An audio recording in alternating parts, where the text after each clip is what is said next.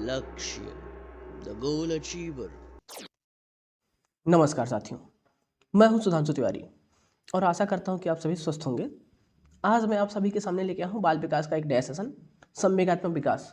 तो आज हम जो है संवेगात्मक विकास की चर्चा करेंगे तीनों अवस्थाओं में, यानी शैशवावस्था, बाल्यावस्था और किशोरावस्था में संवेगात्मक विकास। और जो है बाल्य विकास से संबंधित कुछ वीडियो इस चैनल पर पड़ी हुई हैं। तो सबसे पहले जो चैनल पर नए हैं वो चैनल को सब्सक्राइब कर लेंगे। ये आपका दायित्व बनता है चैनल को सब्सक्राइब करना, और वीडियो को ज़्यादा से ज़्यादा शेयर करेंगे जिससे जो भी नीडी लोग हों उन तक ये वीडियो पहुँचे। और चैनल पर विभिन्न विषयों की वीडियो पड़ी हुई हैं, तो आप लोग भी उसको जाके देख सकते हैं। तो आज हम पढ़ते हैं संवेगात्मक विकास यानी बाल विकास तीनों अवस्था में, शैशवावस्था, बाल्यावस्था और किशोरावस्था में संवेगात्मक विकास। तो चलिए सेशन को शुरू करते हैं बिना समय गंवाए। आज मकर संक्रांति है, तो मेरी तरफ से आपके तथा आपके पूरे परिवार को मकर संक्रांति की हार्दिक बधाई। और आते हैं संवेगात्मक विकास। संवेग मानव जीवन की एक महत्वपूर्ण इकाई है। ध्यान दीजिएगा इस लाइन को कि संवेग जो है मानव जीवन की एक महत्वपूर्ण इकाई है। मनुष्य को कार्य करने की प्रेरणा संवेगों से ही मिलती है। मानव जीवन में प्रेम, क्रोध, भय, घृणा और हर्ष आदि का अनुभव जब होता है तो उसे ही संवेग कहते हैं। यानी जब भी हमारे अंदर इस प्रकार के भाव आते हैं, चाहे हर्ष, घृणा, क्रोध, भय, प्रेम, इस प्रकार का जब अनुभव होता है तो वो संवेग होता है। संवेग को अंग्रेजी में इमोशन कहते हैं, याद रखिएगा, संवेग को अंग्रेजी में इमोशन कहते हैं।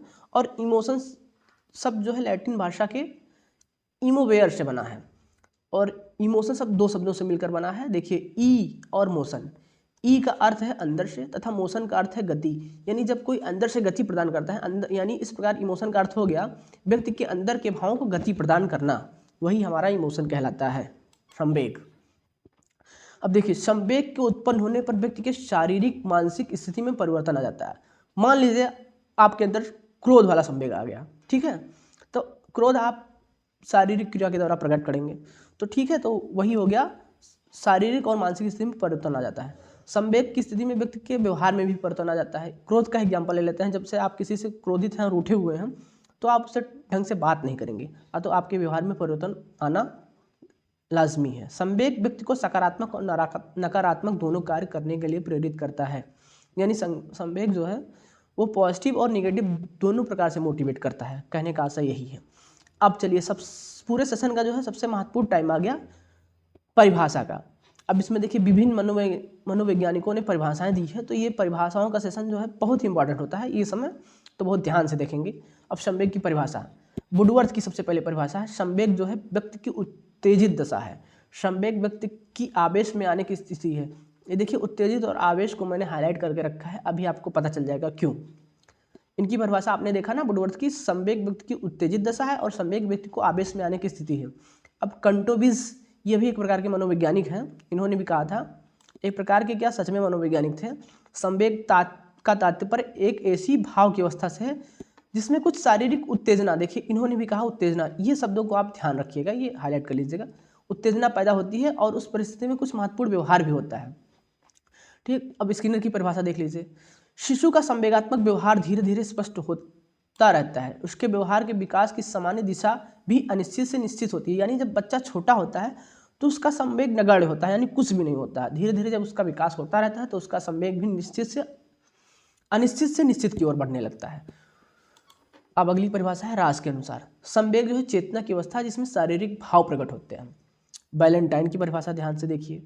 जब संवेग की प्रकृति का वेग बढ़ जाता है तब शारीरिक भाव से संवेग की पहचान की जाती है। यानी जब हमारे अंदर संवेग बहुत ज़्यादा बढ़ जाएगा तो हमारे शारीरिक भाव, जाहिर सी बात है, उनमें बदलाव आएगा, तो उस समय संवेग की पहचान की जा सकती है।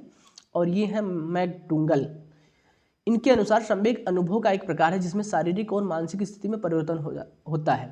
तो कुल मिला के हम कह सकते हैं, इससे निष्कर्ष निकाल सकते हैं कि संवेग जो है एक प्रकार की उत्तेजित या आवेश की दशा है जिसमें हमारे अंदर शारीरिक और मानसिक व्यवहार में परिवर्तन होता है और हमारा जो है व्यवहार बदल जाता है। ये इसका सारांश हो गया। अब देखिए संवेग की विशेषताएं, ये मैंने टिक लगा के रखा है क्योंकि सभी विशेषताएं जो है बहुत ही महत्वपूर्ण है। संवेग जो है कार्य करने की प्रेरणा, संवेग से कार्य करने की प्रेरणा मिलती है। संवेग जो है हमारे जीवन की बहुत महत्वपूर्ण इकाई है, इससे हमें कार्य करने की प्रेरणा मिलती है। संवेग अस्थायी और परिवर्तनशील होते हैं, यानी ये अस्थिर होते हैं, परमानेंट नहीं होते हैं। और ये जैसे मान लीजिए क्रोध का भाव हमारे अंदर है तो कुछ देर के लिए रहेगा, फिर बाद में बदल जाएगा, प्रेम का भाव आएगा। स्थानांतरण होता रहता है इनका, यानी वही जैसे प्रेम का भाव है, कुछ देर बाद वात्सल का भाव आएगा, फिर प्रेम का भाव आएगा। संवेग की प्रकृति भावात्मक होती है, यानी ये परमानेंट नहीं होती, एक प्रकार से ये हमारे अंदर भावात्मक रूप में होती है। जब भावात्मक फिर क्रियात्मक रूप में परिवर्तित हो जाती है। सोचने समझने की क्षमता का लोप हो जाता है, ये बहुत इंपॉर्टेंट लाइन है। जैसे मैं आपके सामने क्रोध का एग्जाम्पल लेता हूँ। जैसे मान लीजिए आप नाराज़ हैं किसी बात पे, कोई आपको कह दिया, तो उस समय सोचने समझने की क्षमता बिल्कुल लोप हो जाती है और आप नुकसान पहुंचाने के लिए किसी भी हद तक जा सकते हैं। इसलिए कहा जाता है कि सोचने समझने की क्षमता लोप हो जाती है। संवेगों में अस्थिरता होती है, यानी बदलते रहते हैं, स्थिर नहीं रहते हैं, इसका मतलब यही है। संवेग एक प्रकार का व्यक्तित्व होता है। संवेग जो है व्यापक होता है, यानी बहुत बड़ा होता है। नेक्स्ट, संवेग की स्थिति में शारीरिक परिवर्तन होता है। जाहिर सी बात है, मान लीजिए कोई भी संवेग आपके अंदर है, चाहे क्रोध भाव हो या प्रेम का भाव हो, तो आपके शारीरिक परिवर्तन होते हैं, आपका हाव भाव शारीरिक परिवर्तन से दिखाई देगा। संवेग जो है सकारात्मक एवं नकारात्मक दोनों होते हैं, यानी ये आपको पॉजिटिव मोटिवेट भी कर सकते हैं और निगेटिव मोटिवेट भी कर सकते हैं, ये दोनों प्रकार से होते हैं। संवेग का संबंध मूल प्रवृत्तियों से है, मैंने आपको बताया मूल प्रवृत्तियाँ। देखिए, मूल प्रवृत्तियों की संख्या 14 है और संवेगों की संख्या भी इस प्रकार से 14 हो जाती है। संतान की कामना से जो है वात्सल्य का भाव उत्पन्न होता है। संवेग में सुख दुख निहित है। संवेग धनात्मक और ऋणात्मक दोनों रूप में होते हैं। तो उम्मीद करते हैं आपको संवेग की परिभाषा तथा विशेषताएं समझ में आ गई होंगी। आगे बढ़ते हैं। देखिए, पुस्तकें कुछ हैं मनोवैज्ञानिकों की, जैसे प्लूटो की पुस्तक है रिपब्लिक प्रजक की कांड का। थार्नडाइक ने जो है शिक्षा मनोविज्ञान लिखा था। इसी प्रकार से कह सकते हैं ये पुस्तकें हैं। कांड का जो है 100 एमिल की है, प्लूटो की जो है रिपब्लिक प्रजक है, और शिक्षा मनोविज्ञान जो है थार्नडाइक की है। सभी प्रकार के संवेग, चाहे वह धनात्मक हो या ऋणात्मक, बालकों को एक सामायिक एवं शैक्षणिक अंतःक्रिया करने के लिए प्रोत्साहित करते हैं। यानी संवेग चाहे आपका धनात्मक हो या ऋणात्मक हो, वो उसको शैक्षणिक अंतःक्रिया करने के लिए प्रोत्साहित करते हैं, यानी उसको अंदर से मोटिवेट करते हैं कोई भी कार्य करने के लिए। संवेग से बालक यह सीखते हैं कि उन्हें समाज के अनुकूलन अपने व्यवहार में, माफ़ कीजिएगा यहाँ पे टाइपिंग मिस्टेक है, व्यवधान लिखा हुआ है, लेकिन मैंने यहाँ पे लिखा व्यवहार में किस प्रकार से और कौन सा परिवर्तन लाना चाहिए जिससे कि वो दैनिक व्यवहार तथा सामाजिक मूल्यों के बीच संतुलन बना रहे। इसका आशय ये है कि जो बालक होते हैं संवेग से वो ये सीख पाते हैं कि उन्हें जो सामाजिक और दैनिक व्यवहारिक जीवन में सामंजस्य बैठाने के लिए किस प्रकार से अपने व्यवहार में परिवर्तन करना चाहिए। आगे बढ़ते हैं। अब देखिए, संवेग मूल प्रवृत्तियां और संवेगों में हम यहाँ पे संबंध देखेंगे। जैसे इधर जो है मूल प्रवृत्तियां हैं, पहले हम सकारात्मक देखेंगे फिर नकारात्मक देखेंगे। 7 जो है नकारात्मक होती हैं और 7 जो है सकारात्मक होती हैं। इस प्रकार से मूल प्रवृत्तियां और संवेगों की संख्या 14 हो जाती हैं। ठीक है, 7 यहाँ पे है, 7 यहाँ पे। देखिए, सकारात्मक मूल प्रवृत्ति संतान कामना, इससे जो है वात्सल्य का भाव होता है। शरणागति, करुणा, जिज्ञासा, आश्चर्य, हताशा, आमोद, गौरव, स्वाभिमान, संग्रहण, स्वामित्व, रचना, धार्मिकता यानी कृति भाव। अब नकारात्मक मूल प्रवृत्ति देखते हैं। युत्सा यानी क्रोध, निर्वृत्ति यानी घृणा, पलायन, भय, दैन्य, आत्महीनता, सामूहिकता, एकांकी, भोजन की तलाश, भूख, और काम की प्रवृत्ति यानी कौमुकता। ये आपके 14 संवेग और 14 मूल प्रवृत्तियां हो गई। अब आ गया इस पूरे सेशन का जो है इंपॉर्टेंट, जिसके बारे में हमने पूरा सेशन अभी तक जो डिस्कस किया। तीनों अवस्थाओं में हम संवेगात्मक विकास देखेंगे। सबसे पहले विकास की पहली अवस्था शैशवावस्था, इसका समय काल 0 से 6 होता है। आप लोग कमेंट करके बताइएगा कि इसे और भी किस अवस्था के नाम से जाना जाता है। सबसे पहले संवेगात्मक स्थिति जो है शैशवावस्था में जानेंगे।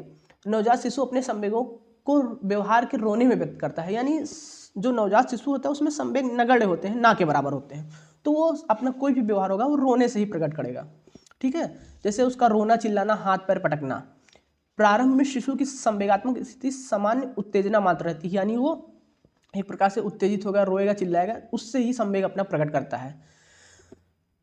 शिशु में जो है संवेग अस्पष्ट रहते हैं, जैसे जैसे उनका विकास होता रहता है फिर उनके संवेगों में अस्पष्टता आ जाती है। जाहिर सी बात है, बच्चा छोटा रहेगा तो क्या कहना चाहता है आपको समझ में नहीं आएगा, उसके संवेग भी उसी प्रकार से समझ में नहीं आते हैं।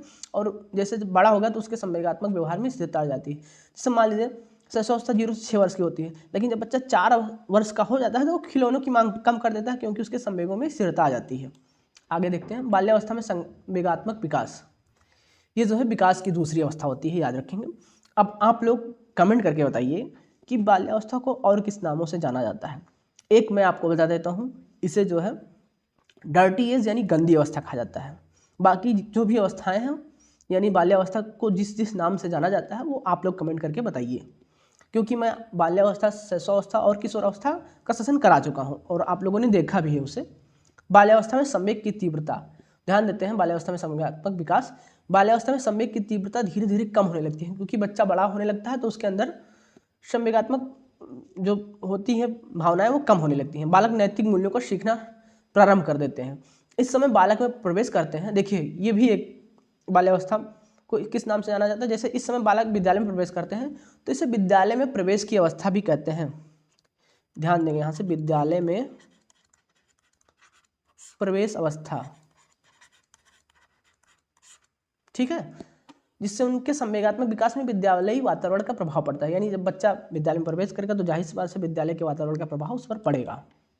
किशोरावस्था, ये जो है मानव विकास की तीसरी अवस्था होती है और ये बहुत महत्वपूर्ण अवस्था होती है। इसमें जो है बहुत ढेर सारे शारीरिक और मानसिक परिवर्तन होते हैं और इस समय जो है हमारे मानसिक विकास लगभग 90% हो चुके रहते हैं। किशोरावस्था में किशोरों और किशोरियों में विरोधी मनोदशाएं स्पष्ट रूप से दिखाई देने लगती हैं। जैसे सामान्य परिस्थिति होने के बाद भी कभी कभी वो बहुत ज़्यादा चिंतित दिखाई देते हैं और कभी कभी बहुत ज़्यादा खुश रहते हैं। परिस्थितियाँ समान रहती हैं तब भी वो बहुत ज़्यादा खुश रहते हैं। वातावरण के साथ, ये लाइन बहुत ध्यान से देखिएगा, वातावरण के साथ समायोजन करने की प्रयास से किशोरों